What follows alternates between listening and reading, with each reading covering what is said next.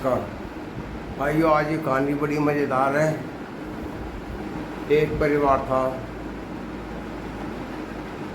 उनमें एक लड़का, लड़की, उसकी माँ, उसके पिताजी, भाई, भाभी, 4-5 सदस्य थे। लड़की को माँ बाप की इच्छा थी पढ़ाने की, लड़की की इच्छा पढ़ने की थी, लेकिन भाई भाभी नहीं चाहते थे कि वो पढ़ाई जाए, क्योंकि भैया पढ़ने में कमज़ोर था।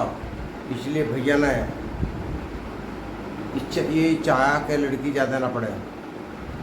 वो लड़की की इच्छा थी कि मुझे ग्रेजुएशन कराया जाए को मैं डिप्लोमा कर लूँ। तो भाइयों वो लड़की पढ़ती रही, उसके पिताजी ने पढ़ा दी, वो खूब अच्छी, उसका जॉब लग गया, अच्छा जॉब लग गया, 60-70 हज़ार रुपये महीना तनख्वाह मिलने लगी। तो भाइयों लड़के की तो शादी हो गई थी पहले, लड़के की नौकरी भी कमी थी। लड़की ने फिर जॉब ढूंढ लिया, उसे 60-70 हज़ार महीना की नौकरी मिल गई, तो वो कमाने लगी। तो उसका भैया भाभी चक्कर रहते इससे किस तरह पैसा हड़पा जाए। तो भाइयों लड़की को कई महीने हो गए जॉब करते करते। एक दिन उसकी भाभी ने, मीठी सी भाभी का बच्चा होने वाला था, भाभी ने कहा दीदी आप मुझे 1 लाख रुपए दे दो, मम्मी पापा को मत बताना, ना भैया को बताना अपने।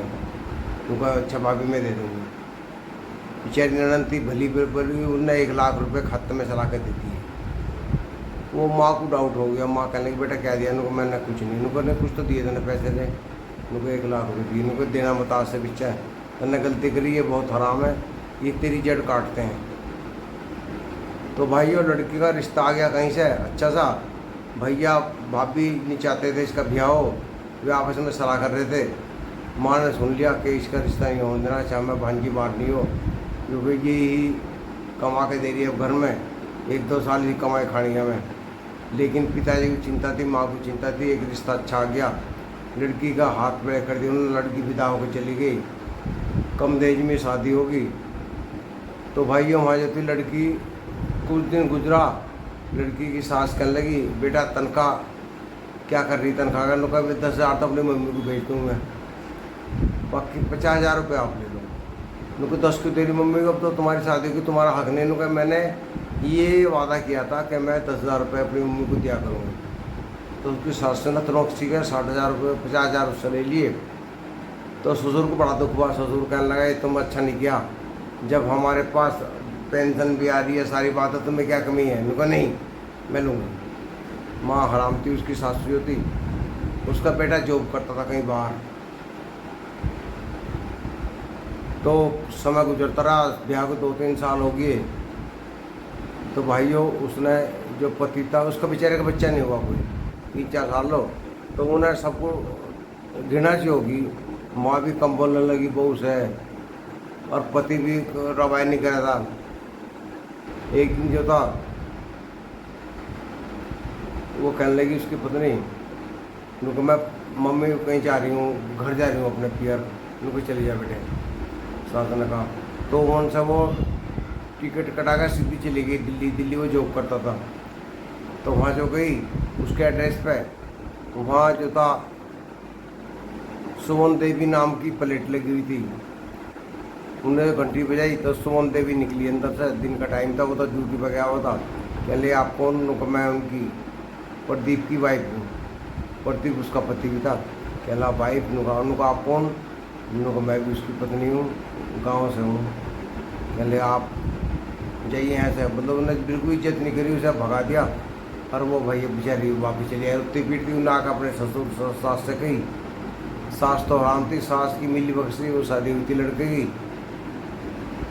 तो ससुर को बड़ा दुख हुआ बेचारे को। वो लड़की जो थी वो उसका बड़ा दुख हुआ। उनने भी जब बच्चा नहीं हुआ था तो उन्हें तुरंत तलाक का कागज़ भिजवा दिए, बिना मुकदमे चलाए उनने तलाक ले लिया उससे, बिना परमात्मा पे छोड़ दिया। भाई जो मेरा डंडा है परमात्मा पूरा करेगा, मैं अपने घर जा रही हूँ। वो वहाँ से तलाक लेकर अपने घर चली आई, अपने घर आ गई। उसके मम्मी पापा को बड़ा दुख हुआ कि हमारी बेटी के ऐसा हुआ, बल्कि उसका भैया भाभी खुश हो गए, उन्हें पता तुम्हारी लक्ष्मी घर में आ गई। भाई ये समय गुजरता रहा ऐसे ही। एक दिन वो बाजार गई थी तो उसे एक औरत मिली मांगने वाली, तो उन्हें देखी तो कोई भीख मांगी, तेरी सास की तरह की है। उन्हें पूछा आप कौन है, उन्हें बहू पिछाड़ ली। कहने बेटे मैं तुम्हारी सास हूँ। तुम्हारे मेरा कब रिश्ता ख़त्म हो गया, अब कोई रिश्ता नहीं है, लेकिन अब तुम्हारी मैं कहानी पूछना चाहती हूँ कि तुम्हारे घर कैसे कैसे हुआ। उन्होंने मेरे बेटे ने, आज जब तुम्हारा बच्चा नहीं हुआ था तो मेरे बेटे ने शादी कर ली। कि तुम्हारी भी सलाह थी? कहा मेरी भी सलाह थी उसमें। उन्होंने शादी कर ली। शादी करने के बाद में वो रहने लगे। जब वो ड्यूटी पर जाता था कोई लड़का उसके घर पर आया था तो उसका बच्चा होने वाला था, तो मैं वहाँ चली गई। बच्चा होने में मुझे बुला लिया।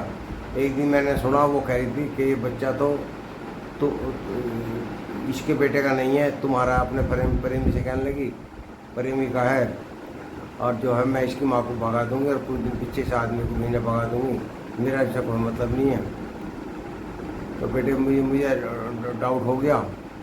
तो उन्होंने मैं एक दिन मेरे बेटे से कह दिया साहब कि तुम्हारा बेटा नहीं है ये मेरे प्रेमी का है। तो मेरे बेटे को सदमा हो गया, वो घर में पढ़ाने लगा, पागल सा हो गया, पुराना हो गया उसे। उनने तो मैं भी तलाक हो गया और वो भी धोखा देगी। तो समय गुजरता रहा, मेरा बेटा जो था डिप्रेशन में आकर पागल होकर मर गया, फांसी लगा गया। और मैंने घर छोड़ दिया।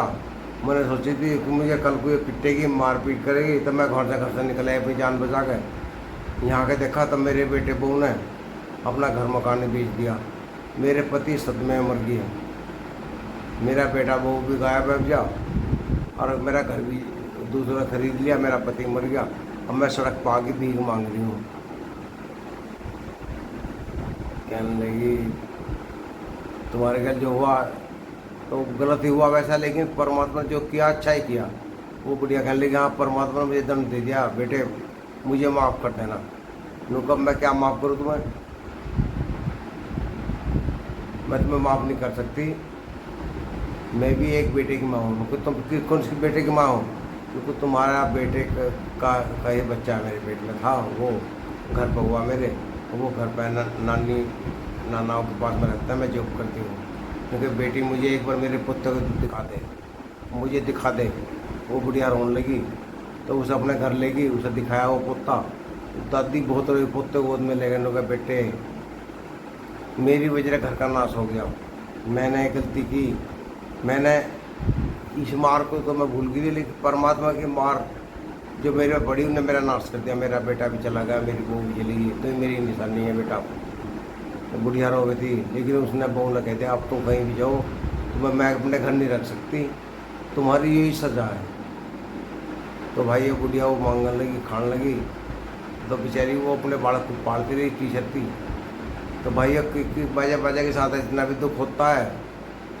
भाई इस कहानी से क्या प्रेरणा मिली, वीडियो को शेयर भी कर देना, चैनल को सब्सक्राइब कर लेना। नमस्कार।